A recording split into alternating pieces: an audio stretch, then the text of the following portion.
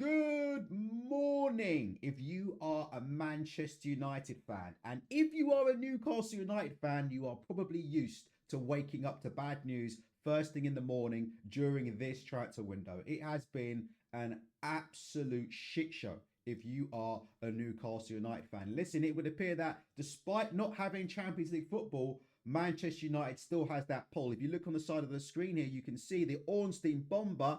Newcastle made an 85 million euro bid, approximately, for Sesko, but the striker prefers to join Manchester United. Now, listen, there's two things that people need to remember because United fans are getting a little bit ahead of themselves. The first thing is club-to-club negotiations haven't been completed, and Leipzig are an absolute nightmare to deal with. If you don't believe me, go and ask Arsenal. I think Nikolai Berta, might need a hair transplant after pulling all of it out, discussing terms with Sesko, trying to get them to see sense and accept a sensible bid. It looks like Sesko's going to go for what is, in my opinion, right, an incredibly inflated value. Listen, I think, right, and I'm going to get the stats up in a minute, right, and I'll show you why. We're going to look at it one more time at his XG and XA, and we're actually going to look in detail, right, at Benjamin Sesko's output from last year in the league. This is an incredibly risky move from Manchester United. Let me tell you right now, we don't know how much money United are going to have to pay for Sesko, right? But we imagine they're going to have to get somewhere close to this Newcastle bid. Just because the player, prefers to join Man United, it doesn't mean that Man United can now walk in and pull Leipzig's pants down, right? So you've got to imagine, right, that they're going to put in a bid. You've got to think that they're going to end up paying somewhere in the region of, I would say, between 60 to 70 million pounds for Sesko. That's my prediction. If I'm wrong on that, let me know, okay? But let me tell you right now, Manchester United fans, this is an absolutely ginormous risk you are taking. I mean, if you look at the statistics quickly on Gyökeres, if you look here at Victor Gyökeres' goals per 90 and his XG per 90, albeit in a different league, right? He plays in Portugal. He played in Portugal. Sesko plays in the Bundesliga. But if you look at the difference in goals per 90 and XG between Sesko and Gyökeres, you can see that here, as you can see, Gyökeres operates at the borderline elite level when you look at his XG-XA percentile compared to Sesko, who's in the mid to higher range. We'll talk about that in detail in a second. But you can see there, right? Arsenal ended up paying what? Best part of around 60 million for Gyökeres. You think Man United are going to end up paying more for Sesko? Again, Man United, for me, don't have the time for a project. And I know fans are going to be upset with me for saying this because they're very, very happy with Sesko joining. And listen, I'm not saying that Sesko doesn't have potential, but this is a project. I don't believe that Manchester United has time for a project. The goal tally isn't actually the biggest worry about Sesko. The biggest worry about Sesko, in my opinion, based on looking at the summary statistics, is this. It's his XG per 90. His XG per 90 is a measly 0.38. It's 0.32 when you take away penalties. I believe this is for the league, all right? I'm not sure this is for all competitions, right? So quote this for the league. 0.38 if you include penalties, 0.32 if you don't include penalties. That quite simply tells, and listen, Unibet, all right, did an article on Benjamin Sesko. In fact, I'll show you the article so you believe me. So this is the article from Graham Ruthen. Now, before you attack Graham Ruthen, as you can see, he's a journalist for The Guardian, as well as FootMob and Unibet, all right? This is his article. It says exactly the kind of concerns that I have about Manchester United or Newcastle spending huge amounts of money on this player. Listen, Benjamin Sesko has the potential, but he might not be the striker Man United or Newcastle need. And the primary concern, or one of the primary concerns he raises, is exactly the concern that I just raised with you in this table. It involves his XG per 90. If you have a look at the article, it specifically says here, Sesko registered just 8.31 non-penalty expected goals all season, which worked out at a rate of 0.31 XG per 90 minutes. For context, this is the same XG per 90 minutes as Joshua Zirkzee last season. Sesko simply doesn't get into enough good goal scoring positions. That's what he says in this article. Now, I disagree with that last bit. I don't think his low non-penalty XG proves that he doesn't get into good enough goal scoring positions, right?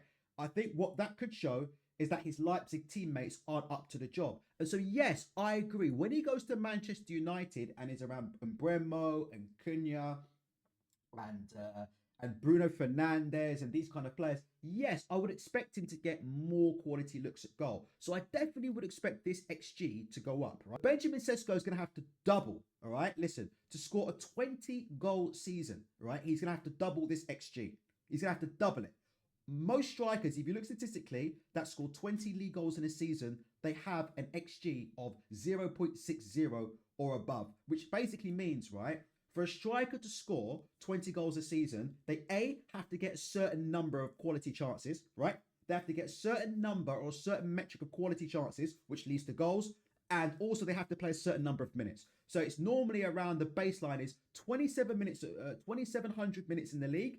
And you need to have an XG of about 0.60. And if you get that, you can have a chance of a 20-goal season. And as you can see there, Benjamin Sesko, based on his numbers last season, is nowhere near 20-goal a season striker territory. You're expecting 20 league goals from them a season, in my opinion. Once you start paying that 60 million, 70 million, you're expecting goals, goals, goals, goals, goals. A lot of the analysts are talking about his ability to assist. I think he only averages like something like, he only got 2 assists all of last season anyway. But anyway, look, they're talking about his ball carrying abilities and things like that. The bottom line is, you can talk about ball carrying and ability to assist all you want. When you are joining a club like Manchester United for a fee of this kind, you are expecting, right, a prolific goal scorer. That's what you're expecting. Like, there's no point in putting up the same numbers as Rasmus Højlund for the same money. So again, we need to wait to hear what fee Manchester United can get agreed with Leipzig, right, before we make the full judgment. But again, we're estimating that they're going to end up paying, based on what Newcastle's bid was, we're estimating that they're going to pay a bit less than what Newcastle paid. So you're going to be still looking at the end of the day, 60 to 70 million at the end of the day, in my opinion. Now, if you have a look at this, these two now are going to be up for serious discussion if this move doesn't work out. Rúben Amorim and Jason Wilcox. Let me tell you right now, when you look at, and I know Sesko's not the same player as Højlund, right? But Manchester United have already spent astronomical money on this man, Rasmus Højlund, who had a similar profile. Look, both 22 years old, right? Both not Prem proven.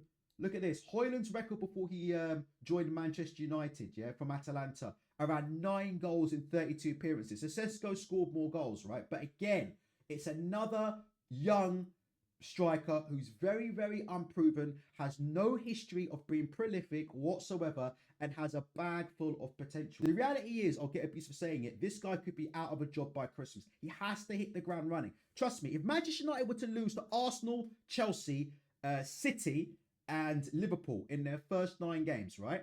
That would probably effectively, you could argue, they could already be out of title contention inside the first 9 games of the season, right? If you just look at their fixture list, right, and look at it reasonably, look, I'll even get it up on the screen because some of you will dispute what I'm saying here. But if you get your fixture list up on the screen and you see it here on the left-hand side of the screen, you can see Arsenal, they've got Manchester City away, followed by Chelsea, and then Liverpool. Listen, and listen, Brentford away.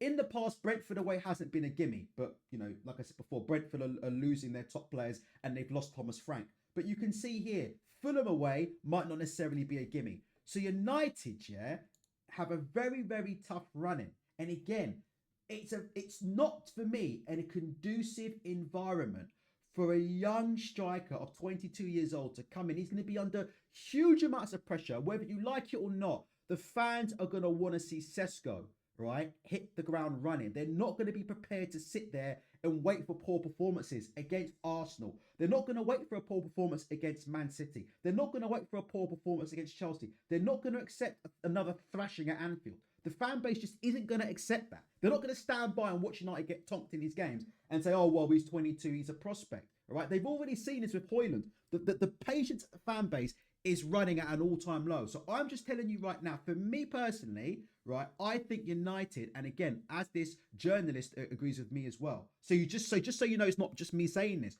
The data doesn't at the minute support Benjamin Sesko having a prolific season this season. Let's see what happens. Man United have got Arsenal coming to Old Trafford in about a week's time, right? About a week and a half's time. Let's see what happens in that Old Trafford in that game when Arsenal come to Old Trafford. Remember, Victor Gyökeres was signed for what looks like it's going to be less money than Benjamin Sesko. I just have a feeling that this signing could come back to haunt Manchester United. See you soon.